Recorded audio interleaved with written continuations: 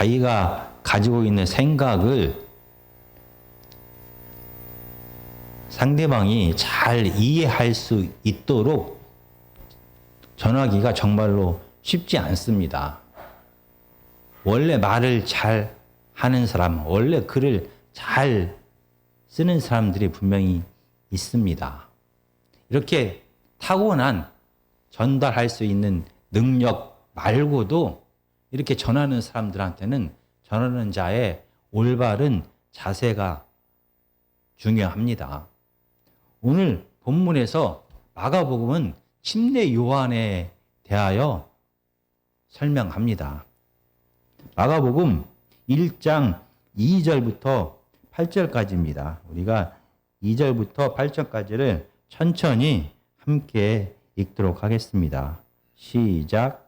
선지자 이사야의 글에 보라, 내가 내 사자를 내 앞에 보내노니 그가 내 길을 준비하리라. 광야에 외치는 자의 소리가 있어 이르되 너희는 주의 길을 준비하라. 그의 오실 길을 곧게 하라.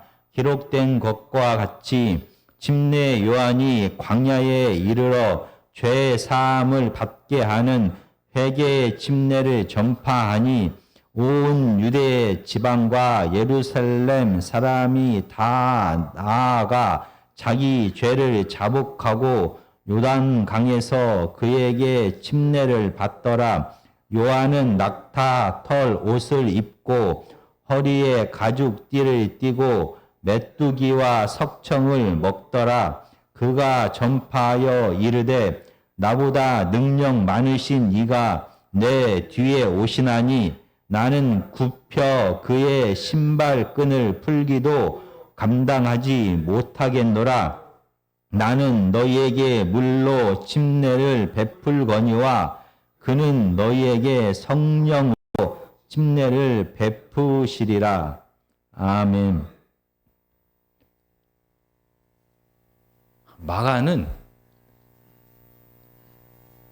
로마 황제의 언어를 사용하면서 예수 그리스도로 시작되는 예수 그리스도의 복음에 대하여 이야기합니다. 비록 그가 당시 이 마가복음을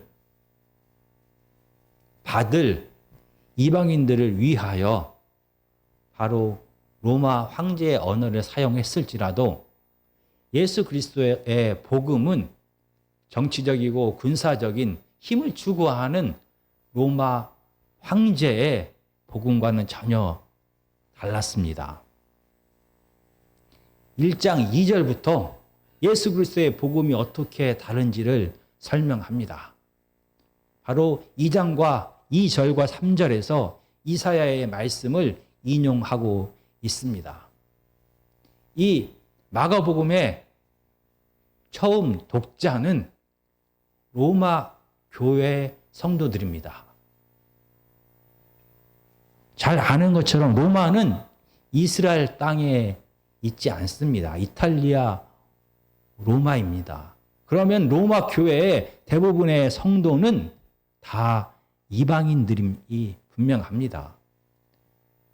그래서 이 마가복음은 마태복음과 전혀 다른 부분들이 존재합니다.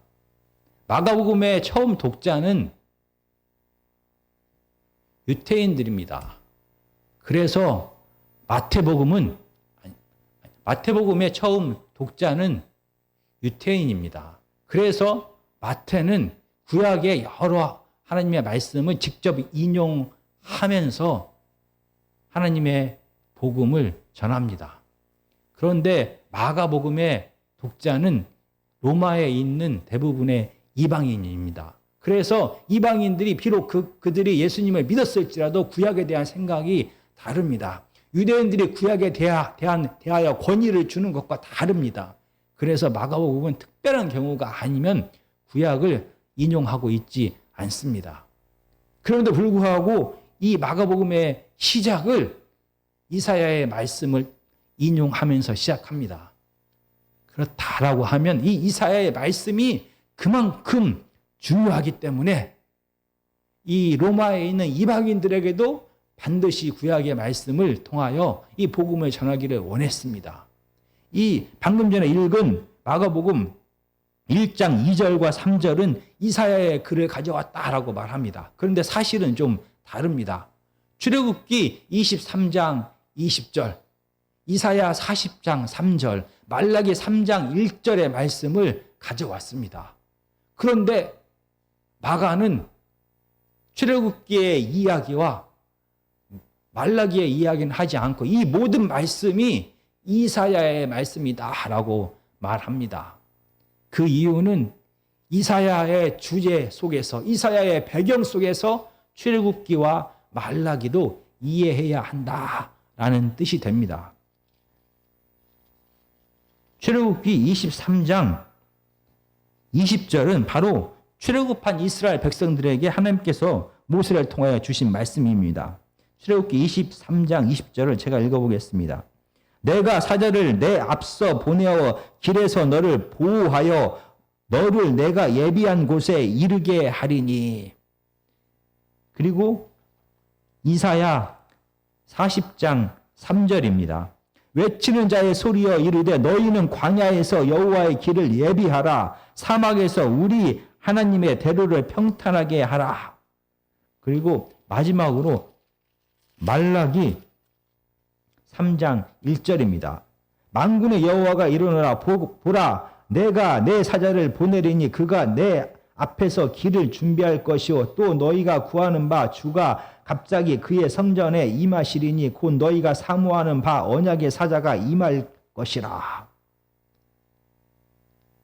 이 출애굽기와 말라기의 말씀을 이사야의 배경 속에서 이해하는 것은 바로 이사야의 배경을 먼저 살펴보겠습니다. 지금 이스라엘 백성들은 바벨론으로 포로로 잡혀간 상태입니다. 그때 하나님께서는 선지자 이사야를 통하여 하나님께서 다시 포로된 너희를 예루살렘으로 돌아오게 할 것이다 라고 선포합니다. 이렇게 포로된 이스라엘 백성들이 바벨론에서 다시 예루살렘으로 가나안 땅으로 돌아오는 것을 이사야에서는 마치 모세 시대에 출애굽한 것과 같다라는 의미로 새로운 출애굽이다라고 표현을 합니다. 이렇게 하나님께서 바벨론 포로 상태인 이스라엘 백성들을 다시 구원하여 예루살렘으로 이끌어내는 새로운 출애굽 사건을 말씀하시면서 광야에 외치는 자의 소리가 있을 것이다. 광야의 사자가 바로 하는 일이 하나님께서 이스라엘 백성들을 바벨론에서 구원하여 예루살렘까지 인도하는 이 광야길을 준비하는 자를 바로 광야에 외치는 자, 바로 사자다라고 말하고 있습니다. 그리고 말라기에서는 이렇게 광야에서 하나님의 구원을 준비하는 자, 이 광야길을 예비하는 자를 돌아올 엘리야다라고 표현을 하고 있습니다. 제가 말라기 4장 5절을 읽어보겠습니다. 보라 여호와의 크고 두려운 날이 이르기 전에 내가 선지자 엘리야를 너희에게 보내리니. 바로 선지자 엘리야가 광야에서 외치기 시작합니다. 광야에서 하나님의 구원을 준비하게 됩니다. 광야에서 다시 이스라엘 백성들이 출애굽하여 바벨론에서 돌아와서 다시 예루살렘으로 가나안 땅으로 가는 그 길을 준비하는 자가 바로 돌아올 엘리야다라고 말합니다. 엘리야가 하늘에 승천했습니다. 죽음을 보지 아니하고 하늘에 승천한 그 엘리야가 다음에 메시아가 구원을 가지고 이 땅에 다시 오실 때 그 전에 메시아가 올 것을 준비할 것이다 라고 이렇게 말라기는 말합니다. 이렇게 이스라엘의 구원을 새로운 출애굽의 배경에서 이야기하면서 오늘 마가복음은 다른 사람이 아닌 침례 요한이 바로 돌아올 그 엘리야다라는 이야기를 하고 있는 것입니다. 마가복음 1장 2절에 선지자 이사야의 글에 쫙 이야기하고 기록된 것과 같이 이사야의 예언에서 기록된 것과 같이 침례 요한이 드디어 광야에서 외치기 시작합니다.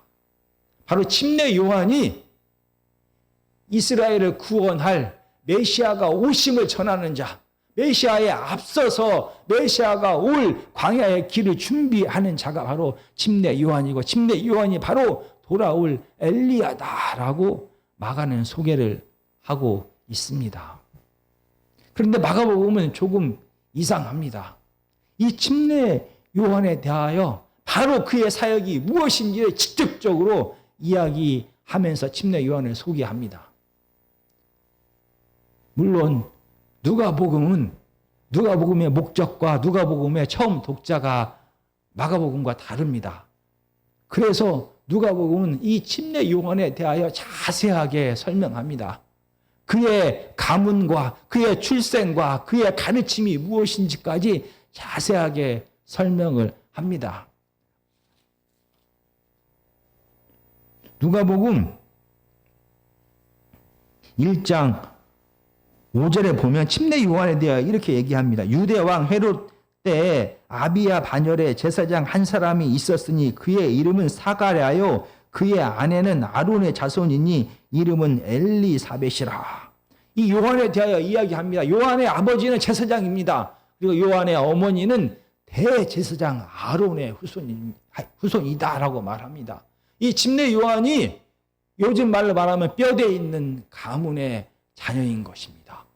그리고 그냥 침례 요한이 태어난 것이 아닙니다. 그의 아버지가 그의 어머니가 나이 많아 늙었는데 자녀가 없었습니다. 그때 이 선지자가 천사의 방문을 받게 됩니다. 그리고 나이 많아 늙어 아이를 낳을 수 없는 이 사가랴 제사장의 아내 엘리사벳을 통하여 바로 침례 요한이 태어날 것을 말씀을 선포합니다. 이 성령이 충만하여 태어난 이 아이가 바로 침례 요한입니다.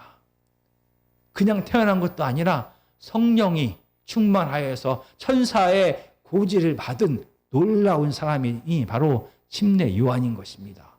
그리고 누가복음 3장에서는 침례 요한의 사역에 대하여 이렇게 말합니다. 3장 7절입니다. 요한이 침례 받으러 나와오는 무리에게 이르되 독사의 자식들아 누가 너희에게 일러 장차 올 진도를 피하라 하더냐. 이 이야기를 계속하면서 우리가 무엇을 그러면 해야 됩니까? 라고 10절에 묻자 대답하여 이르되 옷 두 벌 있는 자는 옷 없는 자에게 나눠줄 것이요 먹을 것이 있는 자도 그렇게 할 것이라 하고 세리들도 침례 받고자 하여 와서 이르되 선생이여 우리는 무엇을 하리이까 하며 이르되 부가 된 것 외에는 거두지 말라 하고 군인들도 물어 이르되 우리는 무엇을 하리이까 하며 이르되 사람에게 강탈하지 말며 거짓으로 고발하지 말고 받은 급료를 족한 줄로 알라 하니라. 이 침례 요한은 요단강에서 침례를 주면서 침례받은 회개한 자들이 어떻게 살아가야 될지를 가르쳤습니다.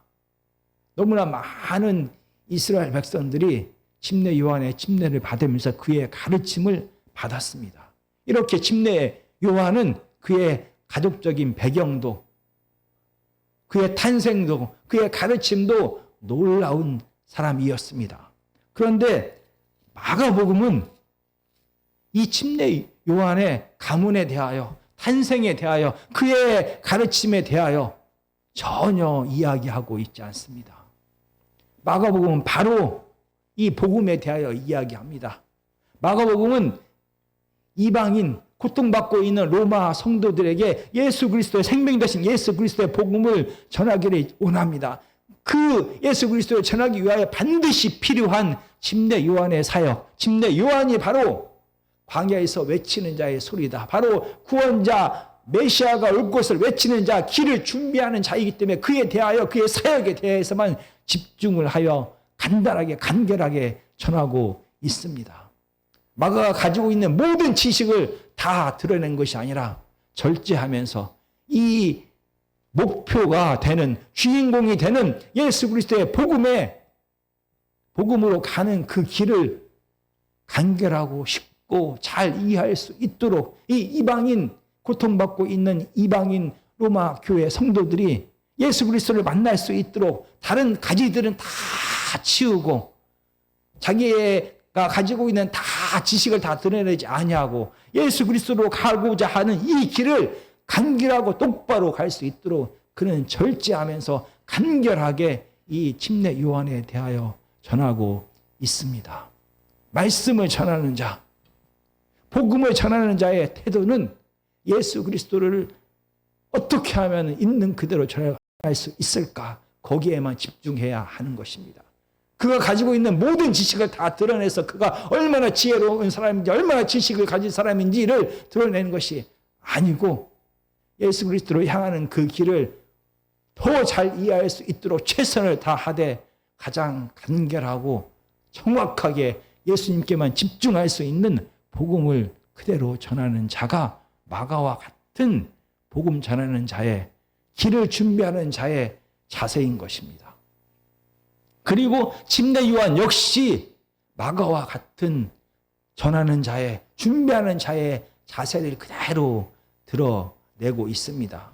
침례 요한이 드디어 사역을 시작합니다. 그러면서 그가 그의 가르침 속에, 그의 말 속에서 강조되는 것이 무엇입니까? 2장 7절과 8절을 다시 한번 제가 읽어보겠습니다. 그가 전파하여 이르되 나보다 능력 많으신 이가 내 뒤에 오시나니 나는 굽혀 그의 신발 끈도 풀기도 감당하지 못하겠노라. 나는 너에게 물로 침례를 베풀거니와 그는 너에게 성령으로 침례를 베푸시리라.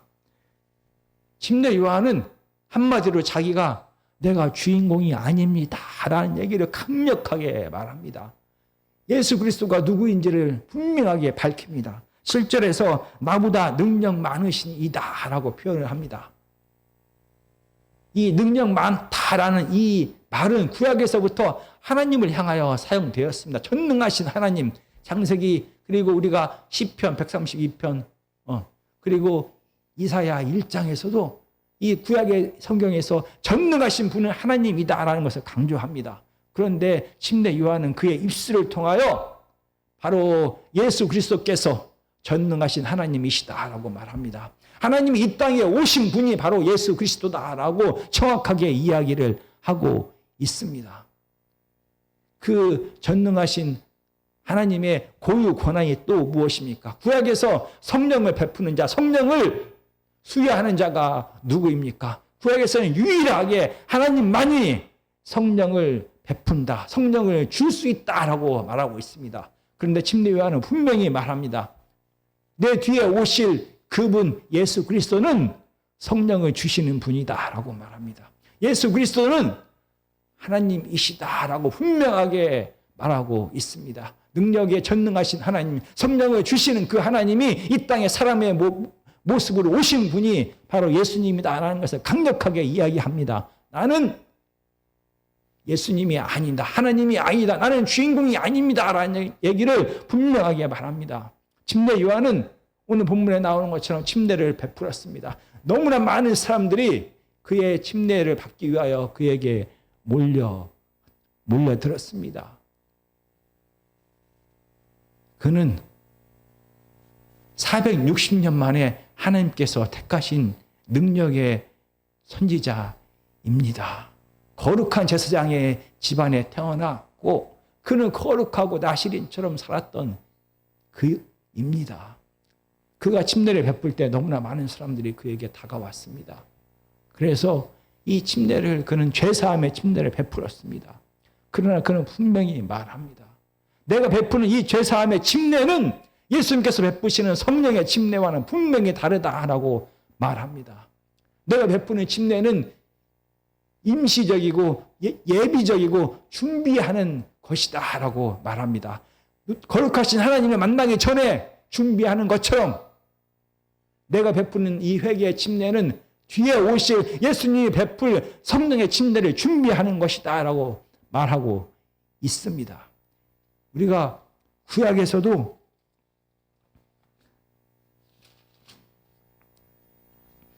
출애굽기 24장 9절과 10절입니다. 모세와 아론과 나답과 아비후와 이스라엘 장로 70인이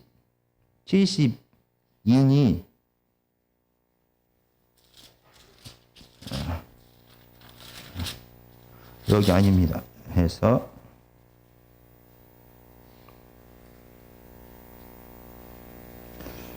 출애굽기 24장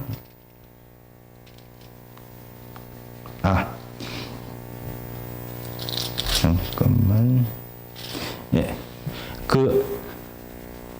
이스라엘 백성들과 언약을 맺기 위하여 하나님께서 시내산으로 내려오시기 전에 모세를 통하여 이스라엘 백성들에게 명령합니다. 너희는 하나님을 만나기 전에 너희의 몸을 정결하게 하라. 몸을 깨끗하게 씻으라. 그리고 나서 정결한 마음을 가지고 하나님을 만나라 라고 말합니다. 살아계신 거룩하신 하나님을 만나기 전에 이스라엘 백성들은 준비를 했습니다. 그의 몸을, 더러워진 몸과 마음을 깨끗하게 준비했습니다. 마찬가지입니다. 침례 요한의 침례는 진짜 오실 메시아의 성령의 침례를 준비하는 단계인 것입니다. 예수님을 맞이할 준비하기 위하여 임시적이고 예비적이고 준비하는 이 침례를 침례 요한이 베풀었습니다. 그러면서 침례 요한은 분명히 말합니다. 내가 베푸는 침례는 임시적이고 일시적이고 예비적인 것이다 라고 말합니다. 내 뒤에 오실 예수 그리스도가 베풀 이 온전한 구원의 침례를 너희는 받아야 된다라고 말합니다. 그러면서 마가복음에서 분명히 침례 요한은 자기와 예수님을 이렇게 비교합니다. 7절입니다. 나는 굽혀 그의 신발끈을 풀기도 감당하지 못하겠노라. 당시 배경에서 누가 신발끈을 풀어줍니까? 누가 주인의 발을 씻어줍니까? 바로 종입니다. 그런데 같은 유대인 종들은 그 주인의 신발끈을 풀거나 매거나 발을 씻지 않았습니다. 이방의 종들이 그 주인의 신발끈을 풀고 매고 그 발을 씻어 주었습니다. 거룩한 하나님의 제사장 가문에서 태어난 침례 요한입니다. 460년 만에 하나님께서 선택하신 이 거룩한 침례 요한은 스스로를 향하여 나는 이방의 종보다 못합니다 라고 고백하고 있습니다. 사자로 부름받은 자 침례 요한은 정확하게 이야기합니다. 사람들의 시선이 자기에게 머물지 않도록 내 뒤에 오실 예수 그리스도에게 시선이 향하도록 정확하게 나는 주인공이 아닙니다. 나는 예수 그리스도를 가리키는 자이고 내 뒤에 오실 예수님을 준비하는 자입니다. 나는 종의 자격도 없습니다 라고 말하고 있습니다. 선지자는 예수 그리스도를 있는 그대로의 모습으로 보여주는 자가 바로 선지자인 것입니다. 사자는 하나님께서 명령하신 것을 그대로 전하는 자가 바로 사자인 것입니다. 자기의 생각과 자기 일을 드러내서 원래 하나님께서 말씀하신 것이 원래 이 사자를 통하여 드러내고 싶었던 예수 그리스도가 드러나는데 방해가 되게 하는 어떤 행동도 하지 않는 자가 바로 사자인 것입니다. 오늘 하나님의 말씀은 복음을 전하는 자의 자세에 대하여 이야기하고 있습니다. 주의 길을 예비하는 자의 자세에 대하여 이야기하고 있습니다. 하나님의 복음이 예수 그리스도의 복음이 예수 그리스도가 있는 그대로 전달되어야 합니다. 전하는 자는 준비하는 자는 사자는 이 길을 예수님께 가는 이 길을 가장 잘 갈 수 있도록 돕는 자입니다. 자기 자신을 드러내는 자가 아닙니다. 자기의 지식을 드러내는 자가 아닙니다. 예수 그리스도만 드러날 수 있도록 예수 그리스도만 돋보일 수 있도록 예수 그리스도가 주인공 되심을 분명하게 선포하는 자인 것입니다. 예수 그리스도의 복음이 교회에서 강단에서 학교에서 그리고 가정에서, 회사에서, 친구들 가운데 여러 가지 다른 형태의 모습으로 전달됩니다. 예수 그리스도가 온전히 전달되어야 하는 것입니다. 예수 그리스도가 있는 그 모습 그대로 전달되어야 하는 것입니다. 내 생각이, 내 감정이, 내 지식이 예수 그리스도를 전하는데 방해가 되어서는 안 되는 것입니다. 예수 그리스도를 전하는 것인지 나를 드러내는 것인지 우리는 구분해야 하는 것입니다. 간증을 할 때 조심해야 되는 이유가 바로 여기에 있습니다. 고통당하고 있는 로마 교회 성도들에게 방해가 될 성공의 이야기, 화려한 가문의 이야기는 방해가 되는 것입니다. 예수 그리스도를 전하는데 듣는 사람이 누구인지에 따라서 최선을 다해서 이해하기 쉽게 전달해야 합니다. 그러면서 예수 그리스도의 복음만이, 예수 그리스도의 모습만이 있는 그대로 전하는 자가 바로 오늘 말씀에서 드러난 침례 요한, 바로 마가였습니다. 주의 길을 준비하는 자는 이렇게 마가처럼, 침례 요한처럼 주인공인 예수 그리스도를 전하는 자인 것입니다. 늘 예수 그리스도를 있는 그대로 가장 간결하게 예수님만 드러나도록 전하는 저와 여러분이 되기를 간절히 기도합니다.